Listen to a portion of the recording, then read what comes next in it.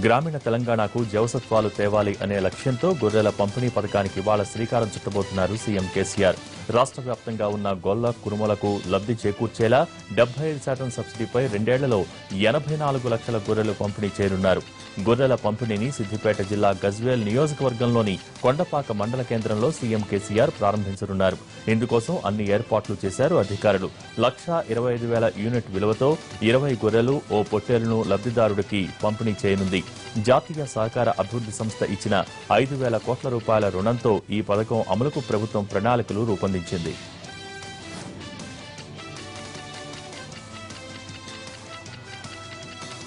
వారసత్వ ఉద్యోగాల కోసం సింగరేణి కార్మికులు చేస్తున్న సమ్మె 6వ రోజుకు చేరుకుంది. సమ్మె కారణంగా సింగరేణిలో బొగ్గు ఉత్పత్తికి విఘాతం కలుగుతోంది. కొందరు కార్మికులను పనుల్లోకి బలవంతంగా తీసుకువెళ్తూ ఉండడంతో సమ్మెను మరింత తీవ్రం చేయాలని జేఏసీ నేతలు ఆలోచిస్తున్నారు. కుటుంబ సభ్యులతోనూ ఆందోళనలకు ప్లాన్ చేస్తున్నారు. ప్రధాన ఏరియాలైన రామగుండం, బెల్లంపల్లి, భూపాలపల్లి ప్రాంతాల్లో 3 కేంద్రాలుగా కార్మికులు పెద్ద ఎత్తున ఆమరణ నిరాహార దీక్షలు చేసేందుకు కార్యాచరణ సిద్ధం చేస్తున్నారు. విశాఖలో జరిగిన భూ కుంభకోణం దేశంలోనే అతిపెద్ద కుంభకోణమని అన్నారు ఏపీ పీసీసీ అధ్యక్షుడు రఘువీరారెడ్డి. ఇవాళ విశాఖ కలెక్టర్ను కలిసి భూ కుంభకోణంపై నివేదిక ఇస్తామన్నారు. 1,00,000 కోట్ల రూపాయల విలువైన భూ కుంభకోణం జరిగిందన్న రఘువీరారెడ్డి దీనిపై సిట్టింగ్ జడ్జితో గానీ సీబీఐతో గానీ విచారణ జరిపించాలని డిమాండ్ చేశారు. వైసీపీ అధినేత జగన్మోహన్ రెడ్డి ఈ నెల 22న విశాఖలో మహాధర్నా చేపట్టనున్నట్టు తెలిపారు. బొత్స సత్యనారాయణ విశాఖ భూ కుంభకోణంలో ప్రభుత్వంపై ఒత్తిడి తెచ్చేందుకే మహాధర్నా అని ఆయన స్పష్టం చేశారు. భూ కుంభకోణంలో అధికారులతో పాటు అధికార పార్టీకి చెందిన నేతలు ఉన్నారని బొత్స ఆరోపించారు. ఈ విషయంపై సిట్ విచారణ సరిపోదని సీబీఐతో విచారణ జరిపించాలని డిమాండ్ చేశారు. విశాఖలో ల్యాండ్ రికార్డులు మాయం కావడానికి హుద్హుద్ తుపాన్ కారణం కాదని, హుద్హుద్ లాంటి అధికారులే కారణమని మండిపడ్డారు సీపీఎం పొలిట్ బ్యూరో సభ్యుడు బీవీ రాఘవులు. విశాఖ భూ కుంభకోణాలపై నిష్పాక్షికంగా విచారణ జరగాలంటే సిట్ సరిపోదని సీబీఐతో విచారణ జరపాలని డిమాండ్ చేశారాయన. విశాఖలో కబ్జా గురైనవి ప్రభుత్వ భూములు మాత్రమే కాదని, వాటిలో ప్రైవేటు వ్యక్తుల భూములు ఉన్నాయని స్పష్టం చేశారు. విశాఖ భూముల కుంభకోణం ఏపీ ప్రభుత్వాన్ని ఉక్కిరిబిక్కిరి చేస్తోంది. ఈ స్కామ్ నుంచి ఎలా బయటపడాలా అని ప్రభుత్వ పెద్దలు తీవ్రంగా కసరత్తు చేస్తున్నారు. ఇలాంటి సమయంలో స్టాంపులు, రిజిస్ట్రేషన్ల శాఖ తీసుకున్న నిర్ణయం ప్రజలను మరింత ఇబ్బందులకు గురిచేస్తోంది. ఏ సర్వే నెంబర్లలో ప్రభుత్వ భూములు ఉన్నాయో ఆ సర్వే నెంబర్లు అన్నింటినీ బ్లాక్ చేశారు అధికారులు. ఆయా సర్వే నెంబర్లలో ప్రభుత్వ భూములు మాత్రమే కాకుండా ప్రైవేటు భూములు ఉంటాయి. అధికారులు తీసుకున్న చర్యతో ఇప్పుడు ఆయా సర్వేల్లో ఉన్న భూములు రిజిస్ట్రేషన్ అయ్యే అవకాశం లేకుండా పోయింది. దీంతో ప్రైవేటు భూముల రిజిస్ట్రేషన్లు, తనఖాలు నిలిచిపోయాయి. పట్టణ పేదల గృహ నిర్మాణానికి ఏపీ ప్రభుత్వం శ్రీకారం చుట్టింది. విజయవాడలోని తుమ్మలపల్లి కళాక్షేత్రంలో ప్రధానమంత్రి ఆవాస్ యోజన ఎన్టీఆర్ హౌసింగ్ స్కీమ్కు రిమోట్ కంట్రోల్ ద్వారా శంకుస్థాపన చేశారు సీఎం చంద్రబాబు.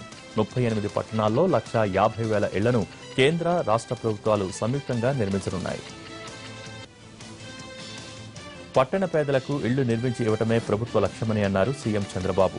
చాలీ ఆదాయంతో అద్దెలు చెల్లించలేకపోతున్నామని, చాలా పట్టణాల్లోని ప్రజలు తనతో మొరపెట్టుకున్నారన్న చంద్రబాబు నివాసయోగ్యంగా ఉండేలా ఇళ్ల నిర్మాణం పూర్తి చేస్తామన్నారు. ప్రతి బుధవారం గృహ నిర్మాణాలపై సమీక్ష చేస్తానన్నారు.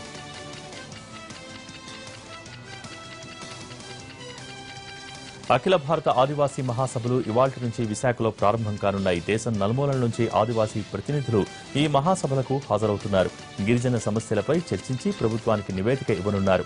ఆదివాసీ అధికార రాష్ట్రీయ మంచ్ పేరుతో అఖిల భారత గిరిజన సంఘాల మహాసభలు ఈ నెల 22 వరకు జరగనున్నాయి. 3 రోజుల పాటు జరిగే ఈ మహాసభలను కేరళ సీఎం ప్రారంభించనున్నారు. సుమారు 450 మంది ప్రతినిధులు దేశంలోని అన్ని రాష్ట్రాల నుంచి ఈ మహాసభల్లో పాల్గొంటారు. రాజకీయాలు ఎలా ఉన్నా తెలంగాణ రాష్ట్ర అభివృద్ధి కోసం కలిసి ముందుకు వెళ్తామన్నారు కేంద్ర మంత్రి వెంకయ్యనాయుడు. పట్టణ అభివృద్ధికి సంబంధించి ఢిల్లీలో వెంకయ్యను ప్రత్యేకంగా కలిసిన మంత్రి కేటీఆర్ పలు అంశాలపై చర్చించారు. అటు ఎన్డీఏ రాష్ట్రపతి అభ్యర్థిగా రామ్నాథ్కు మద్దతు పలికినందుకు కేసీఆర్కు ధన్యవాదాలు తెలిపారు వెంకయ్యనాయుడు. కేంద్రం తీసుకునే కీలక నిర్ణయాలకు ఎప్పుడూ తాము మద్దతు ఉంటుందని అన్నారు కేటీఆర్. తెలంగాణలో కాంగ్రెస్ పార్టీని నమ్మే పరిస్థితి లేదన్నారు బీజేపీ రాష్ట్ర అధ్యక్షుడు లక్ష్మణ్. రాహుల్ గాంధీని పిలుచుకొచ్చి ఎన్ని సభలు పెట్టినా లాభం లేదన్నారాయన. సంగారెడ్డికి చెందిన జగ్గారెడ్డి యువసేన నాయకుడు శరద్ గుప్తా పార్టీ అధ్యక్షుడు లక్ష్మణ్ సమక్షంలో బీజేపీలో చేరారు. పార్టీ అభ్యున్నతి కోసమే పనిచేస్తామన్నారు శరద్ గుప్తా. తాగునీటి కోసం ఇచ్చిన హామీలను మరిచిన చంద్రబాబు మద్యం అమ్మకాలు పెంచే ఆలోచనలు చేస్తున్నారని మండిపడ్డారు వైసీపీ నేత పార్థసారథి. మద్యాన్ని నిషేధిస్తామని తొలి సంతకం చేసిన చంద్రబాబు ఇప్పుడు మధ్యాంధ్రప్రదేశ్ నిర్మించే పనిలో ఉన్నారని ఎద్దేవా చేశారు. తమ వారికి మద్యం షాపులు కట్టబెట్టేందుకు ప్రణాళికలు రచిస్తున్నారని ఆరోపించారు. ఎన్టీఆర్ సుజల స్రవంతి కింద ఎంతమందికి తాగునీటిని అందజేశారో చెప్పాలని డిమాండ్ చేశారు పార్థసారథి. నిబంధనలకు విరుద్ధంగా ప్రైవేట్ బస్సులను సీజ్ చేయడంపై త్వరలోనే కోర్టుకు వెళ్తామని private bus owners operators association ప్రకటించింది. తెలుగు రాష్ట్రాల్లో వెసులుబాటు లేని కారణంగానే బస్సుల్ని అరుణాచల్ ప్రదేశ్లో రిజిస్ట్రేషన్ చేస్తున్నట్టు చెప్పారు. దీనివల్ల తమకు ఆర్థిక భారమే తప్ప ట్యాక్సులు ఎగ్గొట్టే ఉద్దేశం లేదని చెప్పారు. 4 సంవత్సరాల నుంచి అవే బస్సులు తిరుగుతున్నాయని, అప్పుడు లేని సమస్య ఇప్పుడే ఎందుకు వచ్చిందని ప్రైవేట్ బస్ ఓనర్స్ ప్రశ్నించారు.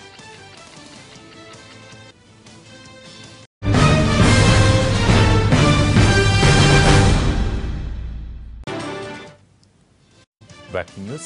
దేశంలో అన్ని రాష్ట్రాలలో కంటే తెలంగాణలోనే ముస్లింలకు ఎక్కువ బడ్జెట్ కేటాయించారన్నారు డిప్యూటీ సీఎం మహమ్మద్ అలీ. గతంలో మైనార్టీలను ఎవరూ పట్టించుకోలేదని, తెలంగాణ వచ్చాకే కేసీఆర్ మైనార్టీల బడ్జెట్ పెంచారన్నారు. సంగారెడ్డిలో నిర్వహించిన ఇఫ్తార్ విందులో మహమ్మద్ అలీ పాల్గొన్నారు. 800 చోట్ల ఇఫ్తార్ విందులను ఏర్పాటు చేయడంతో పాటు 4 లక్షల మందికి రంజాన్ కానుకగా బట్టలు పంపిణీ చేయడం ప్రభుత్వ ఘనతని, ముస్లింలకు ఇప్పుడే సరైన గౌరవం దక్కిందని అన్నారు మహమ్మద్ అలీ. సికింద్రాబాద్ ఉజ్జయిని మహంకాళి బోనాల జాతరను ఎప్పట్లాగే ఈసారి కూడా ఘనంగా నిర్వహిస్తామని అన్నారు మంత్రి తలసాని శ్రీనివాస్.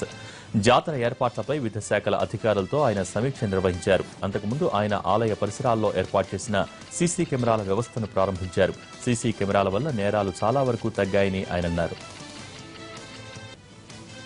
ఏపీ ప్రభుత్వం ఎంతో ప్రతిష్టాత్మకంగా నిర్మించిన పట్టిసీమ ఎత్తిపోతల పథకం నుంచి ఈ సీజన్లో తొలిసారిగా నీటిని విడుదల చేశారు. ఎగువన కురిసిన వర్షాలతో గోదావరి నదిలో నీటి లభ్యత పెరిగింది. ప్రస్తుత నీటి మట్టం 16 మీటర్లు ఉండటంతో పట్టిసీమ లిఫ్ట్ నుంచి గోదావరి జలాలను పోలవరం కుడి కాలువలోకి విడుదల చేశారు. మొత్తం 9 పంపుల ద్వారా 3000కు పైగా క్యూసెక్కుల నీటిని కుడి కాలువలోకి పట్టిసీమ లిఫ్ట్ నుంచి తోడటంతో గోదావరి జలాలు కృష్ణమ్మ వైపు పరుగులు పెడుతున్నాయి. ఈ సీజన్ మొత్తం నీటి లభ్యత పూర్తిగా ఉండే అవకాశం ఉండటంతో 70 టీఎంసీల వరకు నీటిని కృష్ణకు తరలించే అవకాశాలు ఉన్నాయి. ఉద్యోగార్థులు, స్టూడెంట్స్ యూనియన్స్ వెనుకతో గురుకుల టీచర్ల మెయిన్స్ ఎగ్జామ్ ను రీషెడ్యూల్ చేస్తూ టీఎస్పీఎస్సీ నిర్ణయం తీసుకుంది. పీజీటీ మెయిన్స్ ఎగ్జామ్ జూలై 18, 19 తేదీల్లో, టీజీటీ మెయిన్స్ ఎగ్జామ్ జూలై 20, 22 తేదీల్లో, పీడీ పోస్టులకు జూలై 18న ఎగ్జామ్ నిర్వహిస్తామని టీఎస్పీఎస్సీ ప్రకటించింది. గతంలో ఇచ్చిన షెడ్యూల్ ప్రకారం ఈ నెల చివరి వారం, వచ్చే నెల మొదటి వారంలో మెయిన్స్ ఎగ్జామ్ జరగాల్సి ఉంది. బ్రిటిషియన్ శిరీష ఆత్మహత్య కేసులో రోజుకో ట్విస్ట్ వెలుగులోకి వస్తోంది. ఇప్పటికే ఆత్మహత్య, హత్య అనే విషయంలో అనేక అనుమానాలు ఉన్నాయి. ఆమెది ఆత్మహత్య అని పోలీసులు తేల్చినప్పటికీ బంధువులు మాత్రం ఇంకా అనుమానాలు వ్యక్తం చేస్తూనే ఉన్నారు.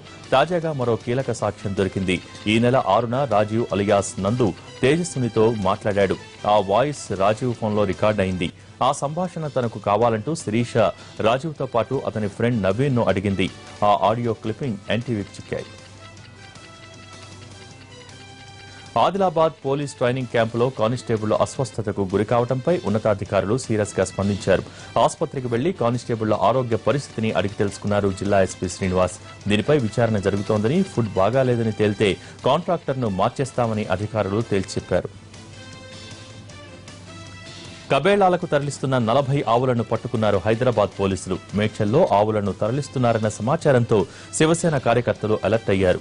2 డీసీఎంలలో తరలిస్తున్న 40 ఆవులను పట్టుకుని పోలీసులకు సమాచారం అందించారు. 2 డీసీఎంలు, డ్రైవర్లు 40 ఆవులను పోలీస్ స్టేషన్కు తరలించారు. కేసు నమోదు చేసుకున్న పోలీసులు ఆవులను ఎక్కడి నుంచి ఎక్కడికి తరలుతున్నాయి అనే దానిపై విచారణ జరుపుతున్నారు. విశాఖ మధురవాడలో దారుణం చోటు చేసుకుంది. శివశక్తి నగర్లోని ఓ ఇంట్లో రమేష్ అనే వ్యక్తి అనుమానాస్పద స్థితిలో మృతి చెందాడు. పెయింటర్గా పనిచేస్తున్న రమేష్ గత 4 రోజుల నుంచి ఇంట్లోంచి బయటకు రావటం లేదు. మరోవైపు రమేష్ ఇంట్లో నుంచి తీవ్రమైన దుర్వాసన వస్తుండటాన్ని గమనించిన స్థానికులు పోలీసులకు సమాచారం ఇచ్చారు. దీంతో ఘటనా స్థలానికి చేరుకున్న పోలీసులు ఇంటి తలుపులు పగలగొట్టి లోపలికి వెళ్లారు. పూర్తిగా పాడైపోయి పురుగులు పట్టిన రమేష్ మృతదేహాన్ని పోస్టుమార్టం కోసం తరలించడంతో పాటు అనుమానాస్పద మృతి కింద కేసు నమోదు చేశారు. రమేష్ కు భార్యతో విభేదాలున్నాయి. కొద్ది రోజుల క్రితమే భార్య ఫిర్యాదుతో జైలుకు వెళ్లి రిమాండ్ ముగించుకుని బయటకు వచ్చాడు. ఈత సరదా ముగ్గురు విద్యార్థుల ప్రాణం తీసింది. రంగారెడ్డి జిల్లా మాడ్గుల మండలం కార్టావర్ తాండాకు చెందిన ముగ్గురు విద్యార్థులు చనిపోయారు. వీరంతా నాగిళ్లపల్లి జెడ్పీహెచ్ స్కూల్లో చదువుకుంటున్నారు. స్కూల్ నుంచి తిరిగి వస్తూ శ్రీ లక్ష్మీ నరసింహ దేవాలయం కోనేరులో దిగారు. ఒకరి వెనుక మరొకరుగా కోనేరు లోపలికి వెళ్లిపోవడంతో ముగ్గురు చనిపోయారు. హైదరాబాద్ శంషాబాద్ లో ఆచూకీ లేకుండా పోయిన ఇంటర్ విద్యార్థిని నవ్యశ్రీ కథ సుఖాంతమైంది. ప్రేమ పేరుతో నవ్యశ్రీని ప్రవీణ్ అనే యువకుడు కిడ్నాప్ చేసినట్టు పోలీసులు గుర్తించారు. ప్రవీణ్ ను అదుపులోకి తీసుకున్న పోలీసులు నవ్యశ్రీని విడిపించారు. ఆదిలాబాద్ జిల్లాలో డయేరియా విజృంభిస్తోంది. పల్లెల్లో పరిస్థితి మరింత తీవ్రంగా ఉంది.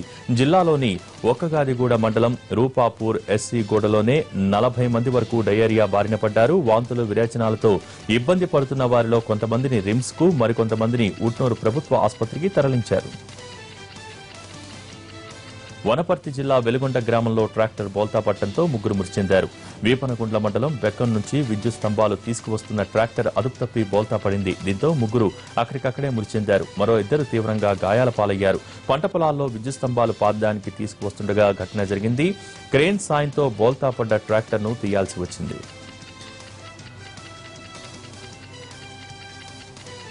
రాష్ట్రపతి అభ్యర్థి ఎంపికపై వ్యూహాత్మకంగా వ్యవహరించింది బీజేపీ. అనూహ్యంగా బీహార్ గవర్నర్ రామ్నాథ్ కోవింద్ను తెరపైకి తీసుకువచ్చింది. పార్లమెంటరీ బోర్డు సమావేశం ముగిసిన కొద్దిసేపటి తర్వాత బీజేపీ జాతీయ అధ్యక్షుడు అమిత్ షా ఈ మేరకు ప్రకటన చేశారు. 2015లో మోడీ సర్కార్ రామ్నాథ్ కోవింద్ను బీహార్ గవర్నర్ గా నియమించింది. అక్టోబర్ 1, 1945న జన్మించిన రామ్నాథ్ బీజేపీ సీనియర్ నేత.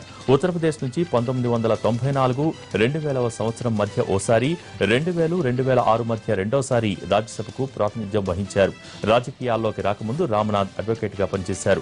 1998, 2002 మధ్య బీజేపీ దళిత మోర్చా అధ్యక్షుడిగా ఉన్నారు. ఆల్ ఇండియా కోలీ సమాజ్ అధ్యక్షుడిగా కూడా పనిచేశారు.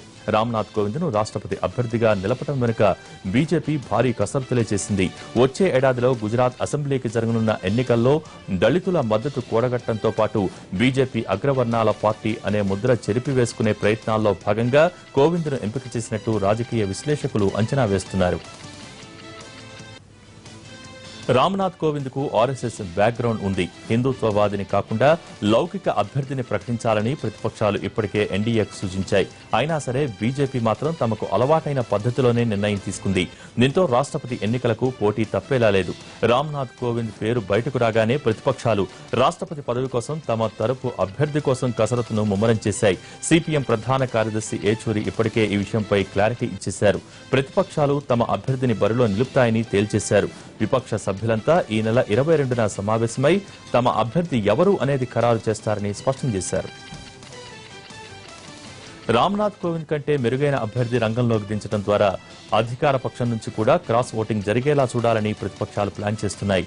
గాంధీజీ మనవడు గోపాలకృష్ణ గాంధీని ఇప్పటికే రాష్ట్రపతి అభ్యర్థిగా మమతా బెనర్జీ ప్రతిపాదించారు. ఆయన బరిలోకి దిగితే పార్టీలకు అతీతంగా ఓట్లు పడతాయని భావిస్తున్నారు. మరి ప్రతిపక్షాలు గోపాలకృష్ణ గాంధీ పేరునే ఫైనల్ చేస్తాయా, లేదంటే అంతకు మించిన అభ్యర్థిని తెస్తారా అనేది ఆసక్తికరంగా మారింది. ఇప్పుడు రాష్ట్రపతి అభ్యర్థిత్వంపై విపక్షాలు తమ అభ్యర్థిని రంగంలోకి దింపేందుకు పావులు కదుపుతున్నాయి. కానీ రామ్నాథ్ కోవింద్ మాత్రం ధీమాగా ఉన్నారు. వచ్చే నెల 17న జరిగే రాష్ట్రపతి ఎన్నిక నాటికి విపక్ష పార్టీలన్నీ తన నామినేషన్ కు మద్దతు ఇస్తాయని ఆయన ఆశాభావం వ్యక్తం చేశారు. రాష్ట్రపతి అభ్యర్థిగా ఆయనను ప్రకటించిన తరువాత ప్రధాని మోడీని కలిసేందుకు ఢిల్లీ వెళ్లారు. ఈ నెల 23న కోవింద్ రాష్ట్రపతి పదవి కోసం నామినేషన్ దాఖలు చేయనున్నారు. ఎన్నికల్లో ఆయన నెగ్గితే రాష్ట్రపతి పదవి చేపట్టిన రెండో దళిత వ్యక్తి అవుతారు. కేఆర్ నారాయణన్ దేశానికి మొదటి దళిత రాష్ట్రపతి. రామ్నాథ్ కోవింద్ రైతు బిడ్డ అని వ్యాఖ్యానించారు ప్రధాని మోడీ. రాష్ట్రపతిగా కోవింద్ సేవలు దేశానికి ఎంతో మేలు చేస్తాయని ట్వీట్ చేశారు. తన జీవితమంతా ప్రజాసేవకు, పేదలు, వెనుకబడ్డ తరగతుల వారి సంక్షేమానికే అంకితం చేశారని అన్నారాయన. న్యాయశాస్త్రంపై ఆయనకు ఉన్న అపార జ్ఞానం దేశానికి ఎంతో మేలు చేస్తుందని మోడీ కితాబిచ్చారు. ఎన్డీఏ ఎంపిక చేసిన రాష్ట్రపతి అభ్యర్థిపై ఇప్పటికిప్పుడు ఎలాంటి కామెంట్స్ చేయలేమని రాజ్యసభలో ప్రతిపక్ష నేత గులాం నబీ ఆజాద్ స్పష్టం చేశారు. అభ్యర్థిపై నిర్ణయం జరగకముందే ప్రతిపక్షాల్ని సంప్రదించడం సంప్రదాయమని, అయితే ఎన్డీఏ ఆ సంప్రదాయాన్ని పాటించలేదని గుర్తు చేశారు ఆజాద్. తాము ఎన్డీఏ తరహాలో ఏకపక్ష నిర్ణయాలు తీసుకోలేమని, తమ భాగస్వాములైన 18 పార్టీలతో చర్చించాకే ఎన్డీఏ అభ్యర్థికి మద్దతుపై తుది నిర్ణయం ప్రకటిస్తామన్నారు.